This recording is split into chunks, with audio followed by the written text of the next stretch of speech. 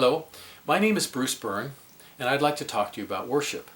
Because despite having been a director of youth ministry for 30 years, and despite teaching countless lessons on worship and encouraging worship and even leading worship, I've had a problem with worship.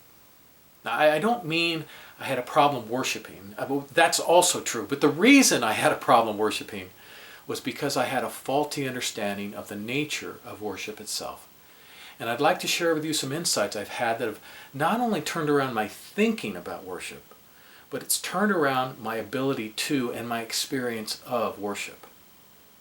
Before I do that, let me describe the problem for you. Or better yet, let me see if I can get you to experience the problem with me. What would you say of a parent, a mom for instance, who demanded that her children worship her? Or of a father who required that his children keep him at the very center of their lives? Or what would we say of a young woman who decided to have children so that the children could meet her emotional needs? Well, I think we'd have to conclude that such a person is emotionally unhealthy and self-centered and frankly narcissistic. We instinctively know that if a parent demands worship from a child or a boss from an employee, that something's wrong. But what then of God? God requires worship, exclusive worship. He created creatures in order that they might worship Him.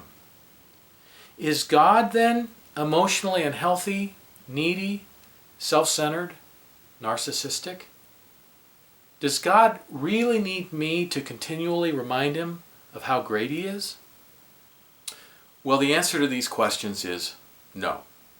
But if you want to understand why the answer is no, keep watching. In this video series, I'll share with you how a correct understanding of the nature of God and of His creative intentions is the key to understanding worship and of being set free to worship unburdened by misconception. At the conclusion of this series, you'll be able to answer the following questions. What is the essence of worship? Why did God create creatures to worship Him? Why does God require worship? And why does God insist on being at the very center of our existence?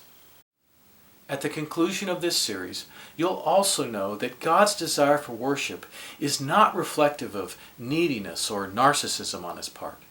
To the contrary, you'll know that God's desire for worship is the ultimate expression of His generosity and self-giving.